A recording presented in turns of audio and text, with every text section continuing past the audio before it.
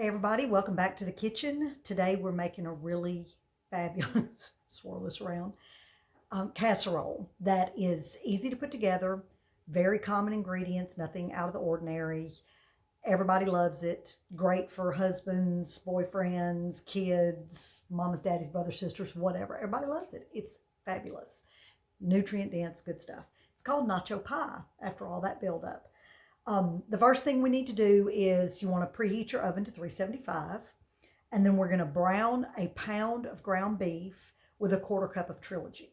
Now we've talked enough in enough videos. Y'all know what trilogy is.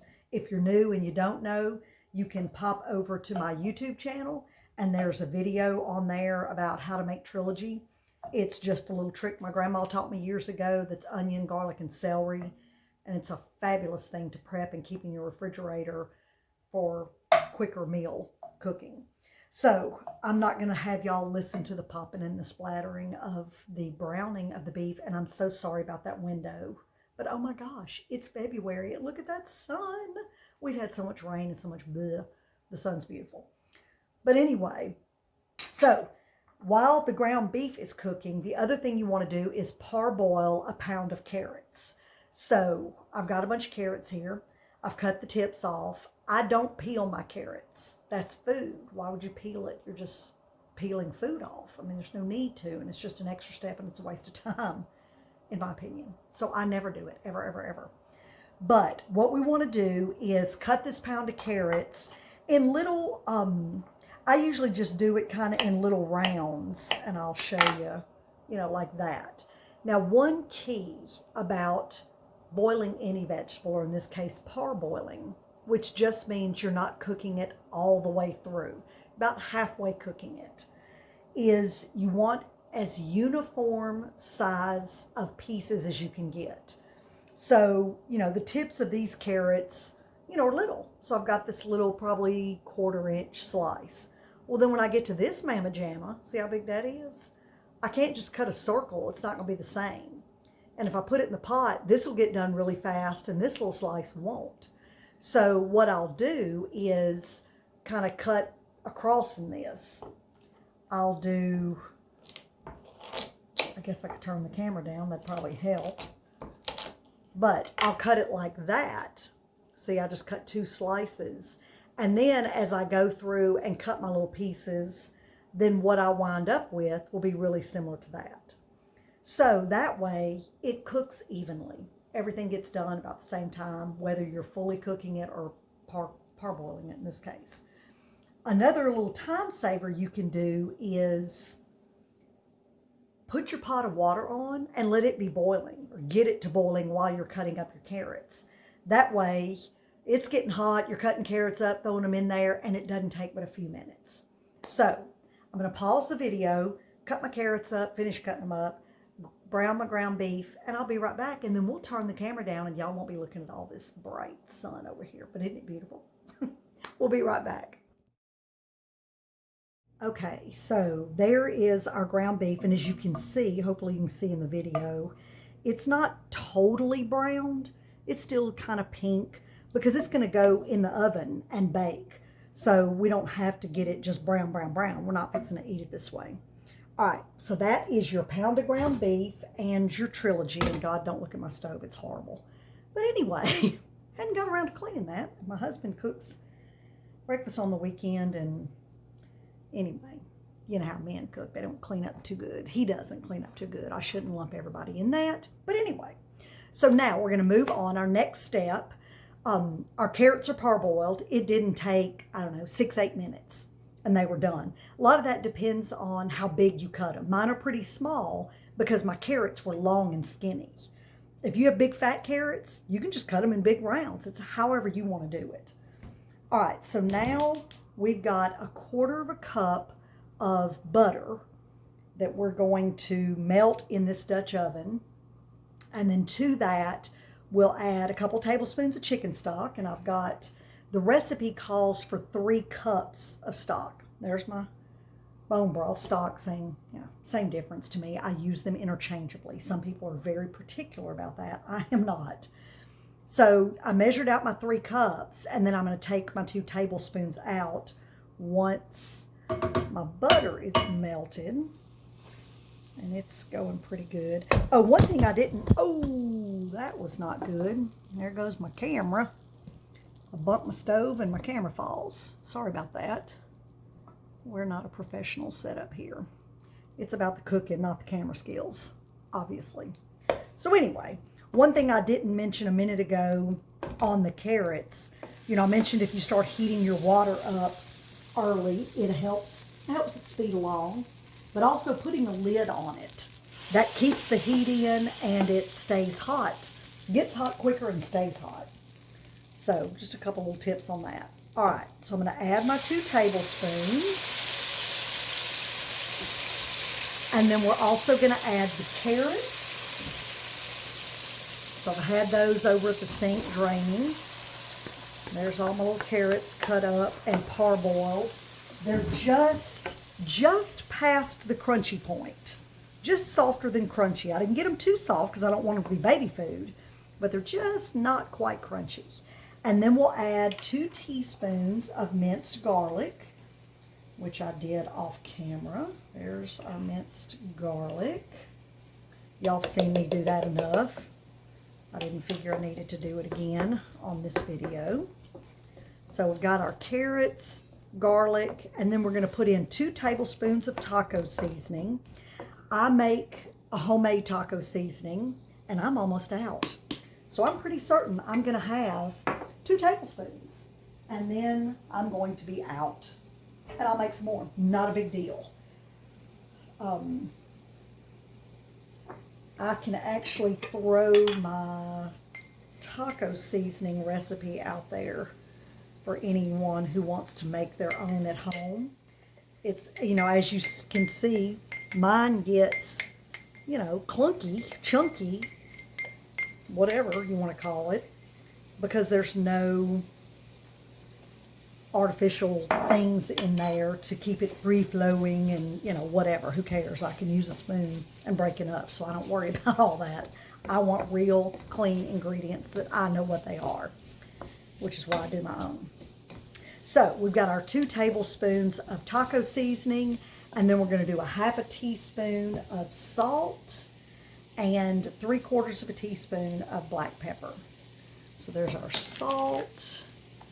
And then we've got 1/2 teaspoon and half a teaspoon, which is 1/4. All right, so get this in here. And then you want to stir this around real good. This smells pretty dadgum yummy right here. And we'll let this cook for just a couple of minutes. You know, 2 or 3 maybe. Let it get good and hot. Get all the ingredients mixed up real well. Get your carrots real coated. So we're going to let those cook for a couple of minutes, and then we'll move on to the next step. So I won't make y'all sit here and watch this. Not super exciting. I'll be back in a minute or 2. Okay, so now we're going to add 1/2 cup of flour. I've got an organic all-purpose flour here.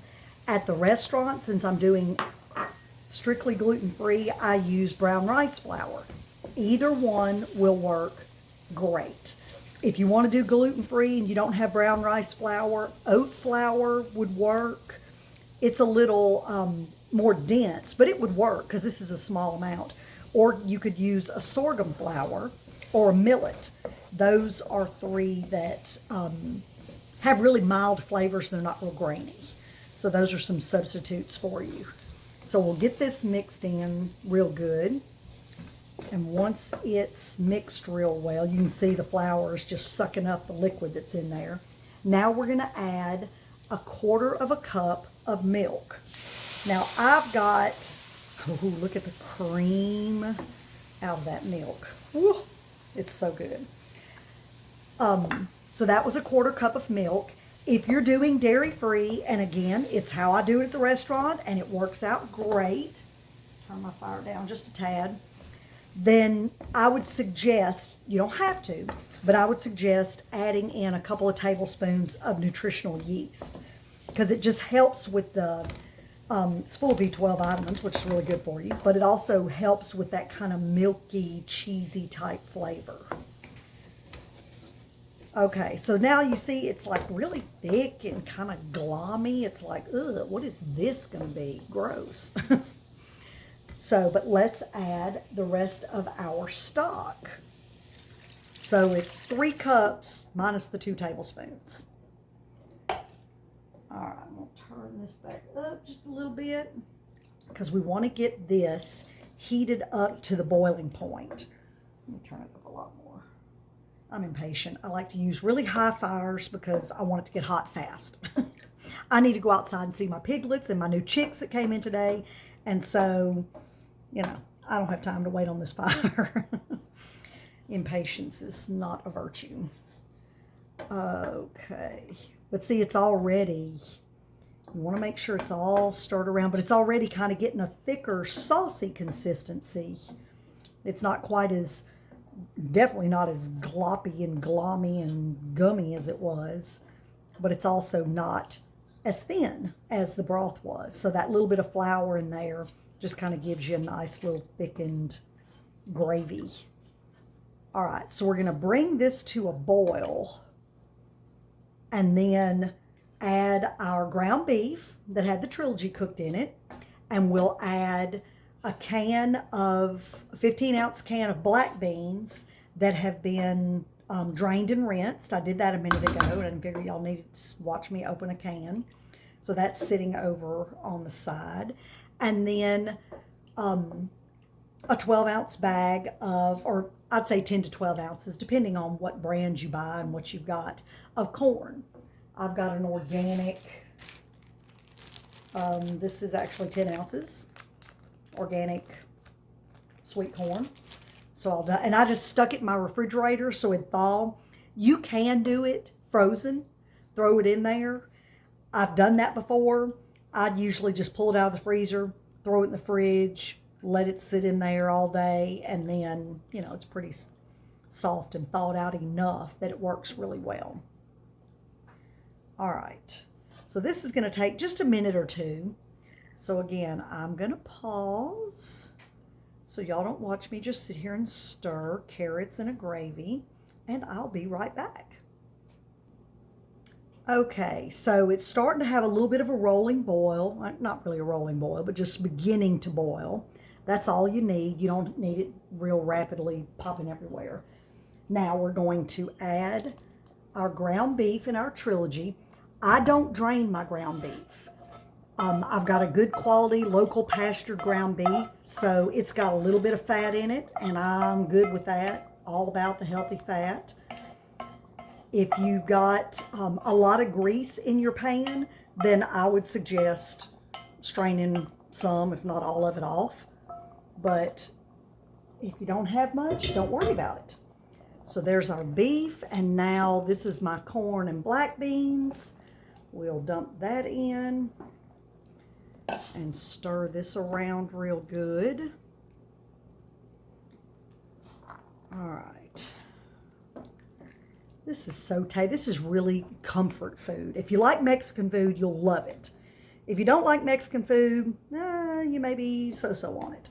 But it's just a really good, filling, warming comfort food.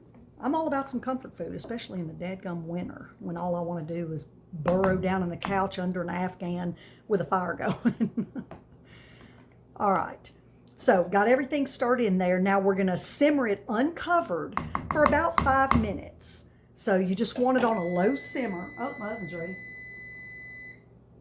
Oh, not high. How about low? There we go. So we'll do this for 5 minutes, and that's just going to help kind of thicken up that gravy. And then from here, we're going to put it into a couple of casserole dishes. Well, let me back up. It goes in just a baking dish. I'm splitting it because I'm going to do a double duty.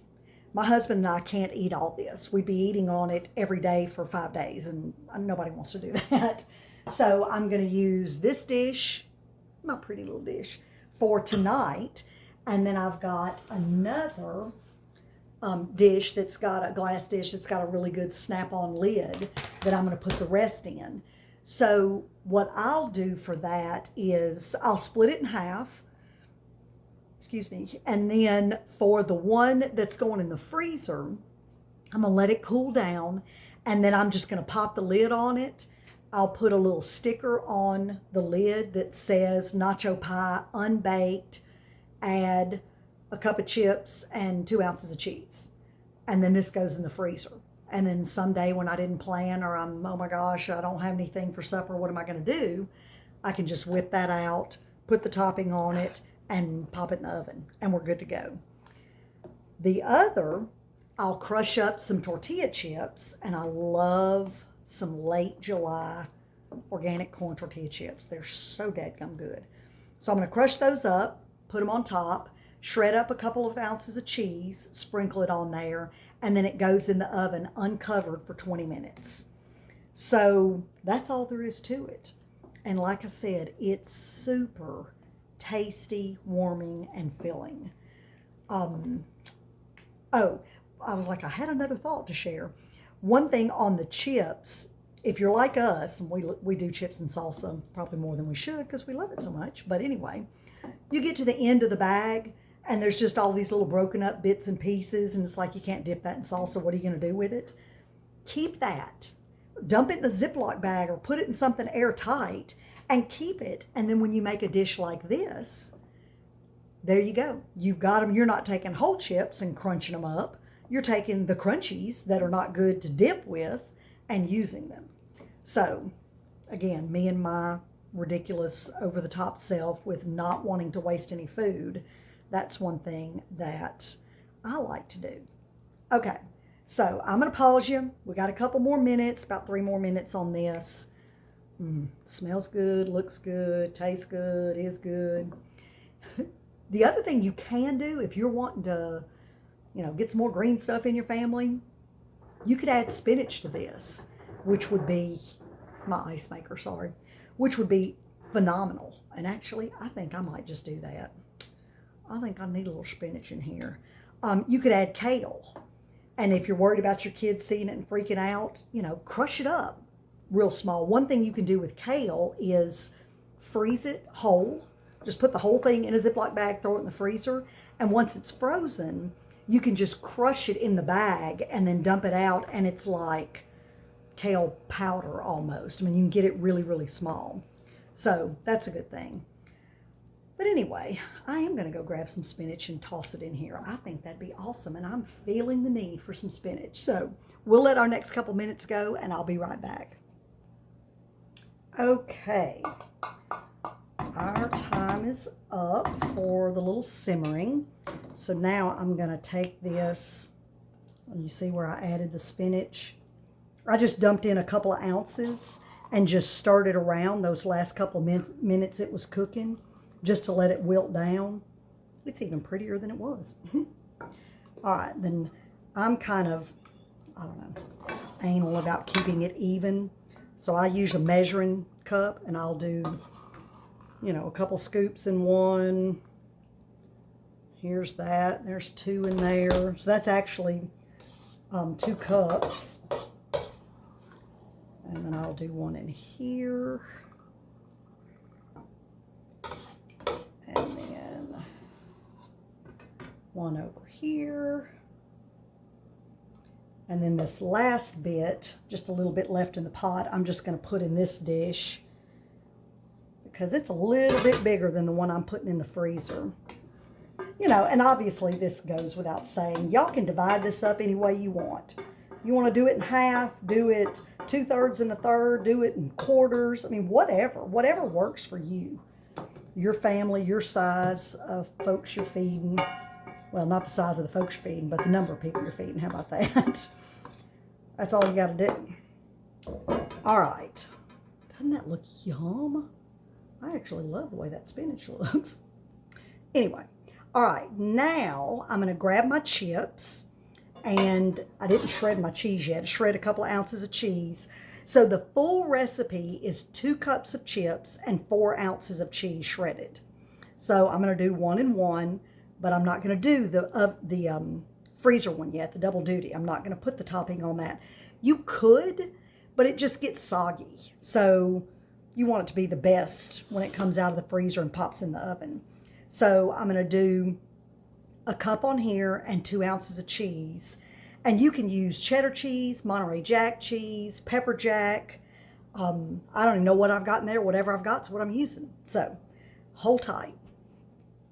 Okay, so I wanted to show you real quick. We actually didn't have a bag with just the little chiplets left in it. I guess we ate it all. I'm so bad I'll eat chips till there's nothing left. But I'll just fill up a Ziploc bag and just crush them to whatever size you want. I mean, I get them kind of small. But you'll notice the recipe says 2 cups of crushed tortilla chips. So that means you crush them, then you measure them. If it says 2 cups of tortilla chips crushed, then you measure, then you crush. So wherever the action, the verb is what you want to do. You know, if it's after the ingredient, then you do it after you measure, weigh, or whatever. If it's before the ingredient name, then you do it before you measure or weigh. All right. Pretty darn close. So I'm going to do just a tiny bit more because I really like the chips on top. Then I'm going to shred my cheese. Okay. I'm done with my... Oh, busted. Kind of got that uneven. I might have taken one of the late July chips and dipped a little of this on it. It was really freaking good. So anyway, all right, so here's our chips, and we're just going to sprinkle, and you just want to make sure, you know, like I've said, doing other dishes, that you get the whole area covered. You don't want to just throw some in the middle, and then the people who are eating around the edges or from around the edges aren't getting any of the chips, and that's part of the goodie about it. Now, consider this, if you're doing a longer pan that's a little more shallow, your chips will be thinner because you have more area to cover. Or you could just add more chips. You know, if you like a little thicker layer, then just throw some more on there. I mean, it's, you know, you can do whatever you want to do, obviously. All right, that's covered really well. And then for my cheese, I've got this Grazier's raw cheddar. God, it's so amazing. So I just grated up 2 ounces, which is just a quarter of that 8-ounce block. And if you like more cheese, do more cheese. I mean, I'm all about some cheese, but I want to taste everything else too. So this amount really, I think, is a good amount. Okay. Now, this is going to go in the oven uncovered for 20 minutes. And then it's time to chow down. And you could serve this just as it is because, I mean, it's a complete meal. You've got carbs, protein, fat, lots of vitamins, minerals. You got it all right here. If you want something with it, you could do a green salad would be amazing on the side. I'm always about a green salad with this kind of dish.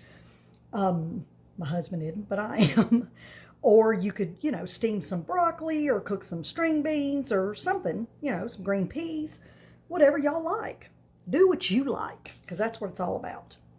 Okay, and then here's this is the one that's going to go in the freezer when it cools off. I'm going to label it and pop it out there. I'll come back after it comes out of the oven, because right now I'm going to run to the barn and check on my piglets and my little chicks and all my fun stuff, and then come back, pop this in the oven, and we'll have supper. So I'll see you back here when we're done. Okay, here it is. Nacho pie out of the oven. Look at that. Yum. I've already dished up a big old bowl. We're fixing to pig out. It's really good, y'all. Give it a shot. I think you'll enjoy it. Your family will enjoy it. It reheats beautifully. I've got my frozen... Oops, that was loud. That's what's going in the freezer. And see, I just put the name, the date, what I need to add to it, and how long it'll bake. So on my way to work one day, I can just pop that out of the freezer, let it thaw, get home, top it in the oven. We're good to go. Y'all give it a shot. Let me know what you think, and I'll see you here on the next video.